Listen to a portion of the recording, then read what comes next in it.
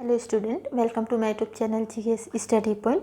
चलिए, हमारी जो मिडाइवल हिस्ट्री की क्लास चल रही है उसको कंटिन्यू करते हैं, जिसमें हम जो है भारत में मुस्लिमों के आक्रमण को डिस्कस कर रहे थे। इससे पहले भी हमने जो है मोहम्मद बिन कासिम को देखा था, साथ ही साथ हमने जो है महमूद गजनबी को भी डिस्कस कर लिया था। आज उसी को कंटिन्यू करते हुए हम गौर वंश को देखेंगे, जिसमें के एक प्रमुख शासक थे मोहम्मद गौरी।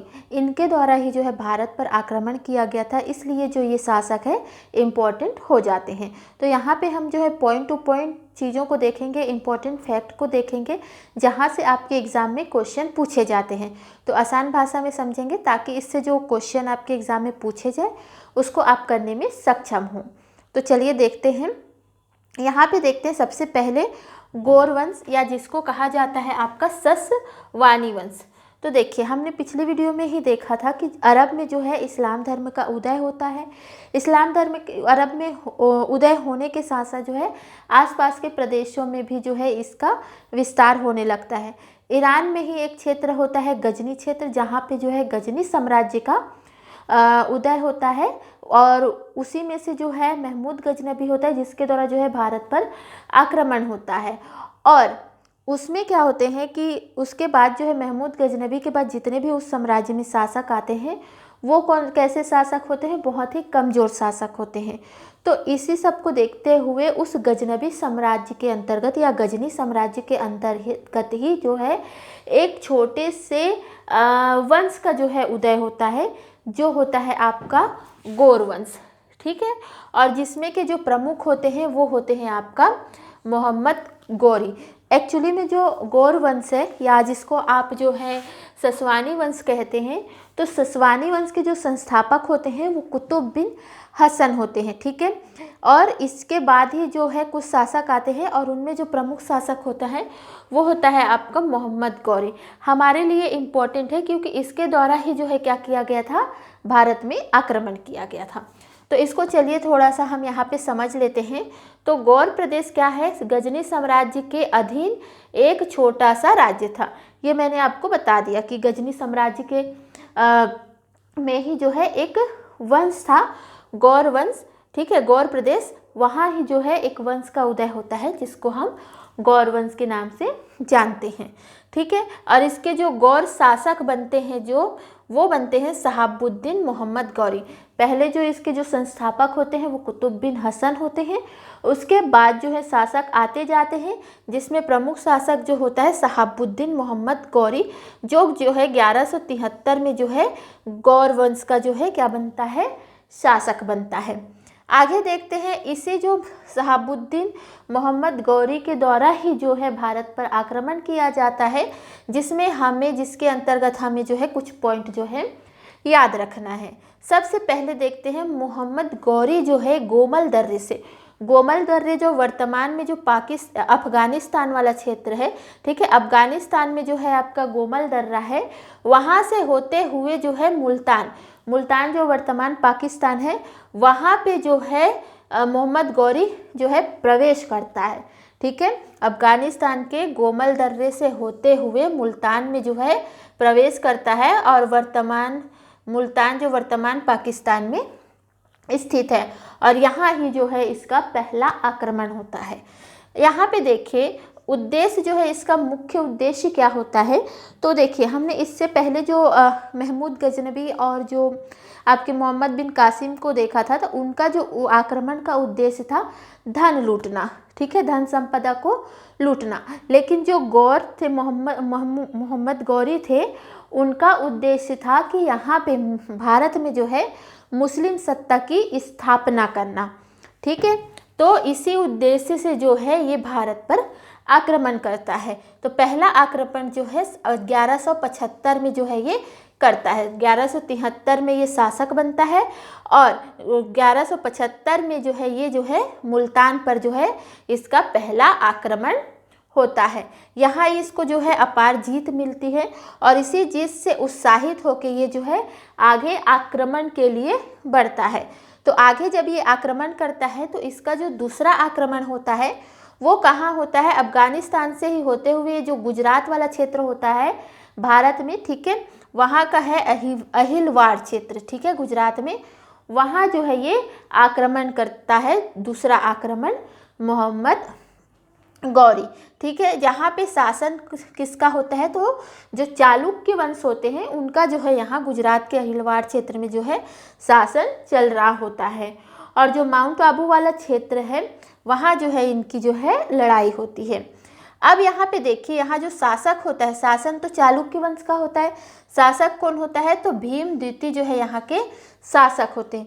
हालांकि जो भीम द्वितीय जो है क्या होते हैं, अल्पवयस्क होते हैं, जिसकी वजह से जो है इनकी माता होती है, उनके नेतृत्व में जो है ये जो है गौरी से जो है युद्ध करते हैं और इनको जो है जीत मिलती है, किनको, आपके भीम द्वितीय को। ठीक है, अब आगे क्या होता है, ये वापस चले जाते हैं, फिर से जो है इनका आक्रमण होता है और ये आक्रमण करते हैं। तो जो आपका पहला तराइन युद्ध हम पढ़ते हैं, जो तराइन वाला जो क्षेत्र है वो हरियाणा और जो दिल्ली वाले क्षेत्र पे होता है, जहाँ पे जो है चौहान वंश का जो है शासन चल रहा होता है। ठीक है, वहाँ चौहान वंश के साथ ही जो है इसका युद्ध होता है गौरी का। तो पहला तराइन युद्ध जो है, वर्तमान जो हरियाणा वाला क्षेत्र है वहाँ जो है इसका आक्रमण होता है। ये तीसरा आक्रमण होता है 1191 ईस्वी में। यहाँ पे एक बात और ध्यान रखिएगा, पूछा जाता है मोहम्मद गौरी का जो है पहला पराजय जो है वो कहाँ हुआ था, पहला मतलब पराजित वो कहाँ हुआ था, तो द्वितीय आक्रमण जब उन्होंने किया था चालुक्य वंश के खिलाफ, जब युद्ध किया था, वहाँ जो है इसका पहला आक्रमण, पहला मतलब पराजय जो है, पहला हार का सामना इसको करना पड़ा था। ठीक है, आगे अगर हम बात करते हैं तो वही तराइन वाला, यहाँ पे जो है इस टाइम पे जो है आपके पृथ्वीराज चौहान, जिसको आप पृथ्वीराज तृतीय भी कहते हैं, उनका शासन चल रहा होता है। वहाँ पे जो है गौरी जो है इनके विरुद्ध जो है आक्रमण करते हैं, युद्ध करते हैं, जिसमें जो है आपके पृथ्वीराज चौहान जो है यहाँ पे जीत जाते हैं और ये होता है 1191 ईस्वी में। तो ये इम्पोर्टेंट है, इसको आपको याद रखना है। ठीक है, आगे चलिए देखते हैं। अब यहाँ पे हार का सामना करते हैं और वापस चले जाते हैं, फिर दोबारा जो है दूसरा युद्ध जो है फिर ये करते हैं पृथ्वीराज चौहान के खिलाफ ही, और दूसरा तराइन का युद्ध होता है 1192 में। ठीक है, यहाँ पे एक्चुअली होता क्या है कि गौरी जो है अपने साथ एक गुलाम को लाता है, इसका जो गुलाम होता है कुतुब बिन ऐबक, ठीक है, उसको वो अपने साथ लाता है और उसको जो है कमान संभालने को बोलता है इस युद्ध में। तो इस युद्ध में जो कमान संभालता है वो कौन होता है, कुतुब बिन ऐबक। ठीक है, इसका युद्ध होता है पृथ्वीराज चौहान के साथ, जिसमें जो है गौर वंश जो है, गौरी जो है क्या हो जाता है, जीत जाता है। यहाँ पे ध्यान रखिएगा, गौरी का जो है सेनापति, दो सेनापति होते हैं, एक ऐबक होता है जो कुतुब बिन ऐबक है, और दूसरा जो है हमें पढ़ना है बख्तियार खिलजी। दोनों इम्पॉर्टेंट है, महत्वपूर्ण है, याद रखिएगा। ठीक है, काफ़ी क्वेश्चन पूछे जाते हैं। अब जब ये जो है दिल्ली वाला क्षेत्र होता है और हरियाणा वाला जो क्षेत्र होता है वो ये विजित कर लेता है। ठीक है, तो यहाँ पे फिर जो है ये भारत में फिर मुस्लिम सत्ता के स्थापित होती है, किसके द्वारा, गौरी के द्वारा। तो पूछे जाते हैं कि भारत में मुस्लिम सत्ता के संस्थापक कौन थे, पूछा जाता है तो आपको बताना है मोहम्मद गौरी है। ठीक है, क्या पूछा जाएगा कि भारत में मुस्लिम सत्ता के संस्थापक कौन है, तो मोहम्मद गौरी। क्लियर, आगे चलिए देखते हैं। अब ये जो है आगे जो है इनकी नज़र होती है कन्नौज वाले क्षेत्र में। कन्नौज जो है वर्तमान यूपी में है। ठीक है, यहाँ पे एक क्षेत्र होता है चंदावर, वहाँ पे जो है एक शासक होते हैं इस कन्नौज के, वो है आपके जयचंद। ठीक है, तो यहाँ जो चंदावर वाला क्षेत्र होता है वहाँ पे जो है ये युद्ध होता है गौरी और जयचंद के बीच में।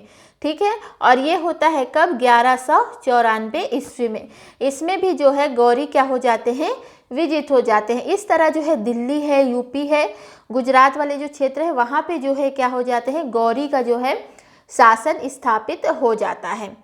तो अब क्या होता है, जैसे इसकी सत्ता स्थापित होती है उसके बाद जो है ये क्या करता है, एक सिक्का जारी करता है, जो कौन सा सिक्का होता है, दहली पाल का सिक्का।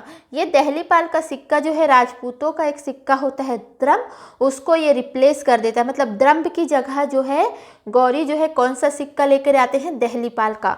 इसको इम्पॉर्टेंट रूप से याद रखिएगा, क्योंकि स्टेटमेंट में ऐसे क्वेश्चन जो है काफ़ी पूछे जाते हैं।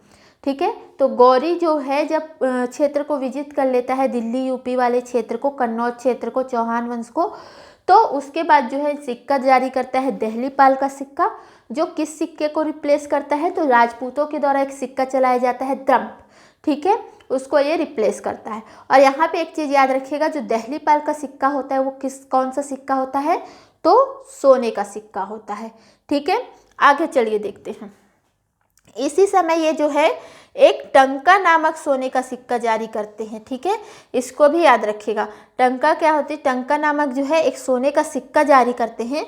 तो इस टंका की खास बात ये है कि इसमें जो है एक साइड जो है टंका का सिक्का होता है, तो एक साइड क्या होते हैं कि लक्ष्मी जी की आकृति होती है, लक्ष्मी की आकृति होती है, और दूसरा साइड जो है कलमा लिखा होता है अरबी भाषा में।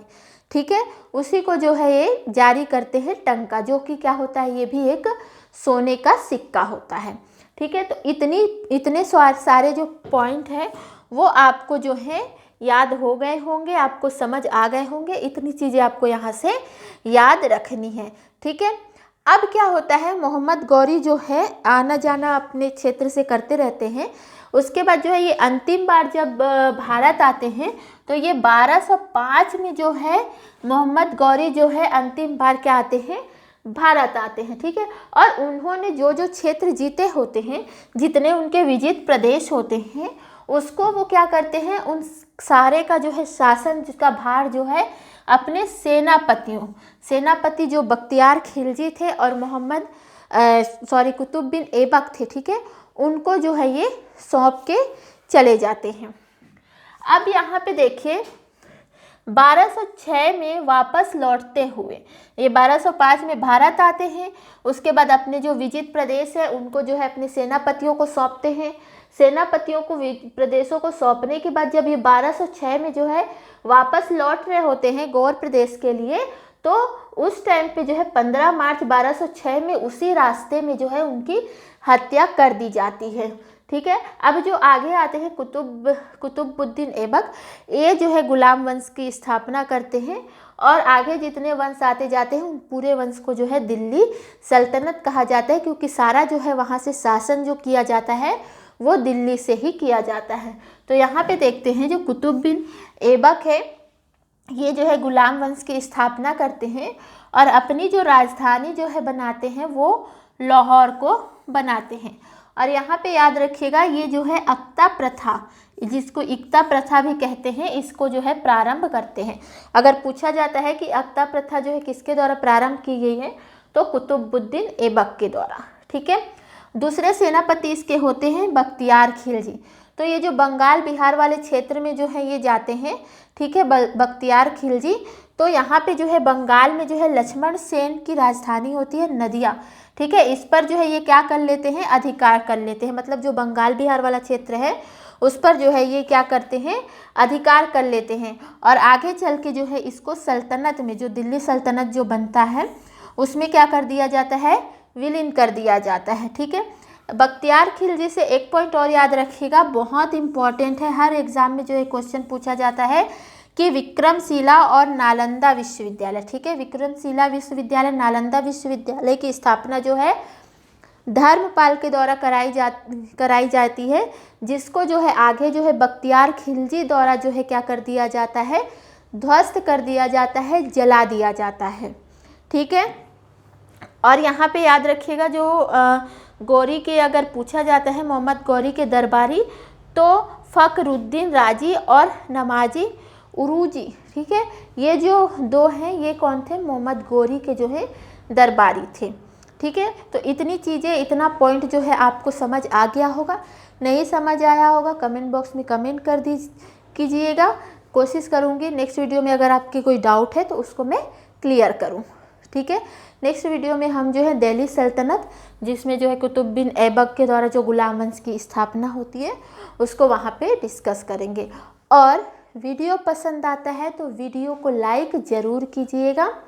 ठीक है, कमेंट करके ज़रूर बताइएगा कि आपको हमारा काम जो है पसंद आ रहा है कि नहीं।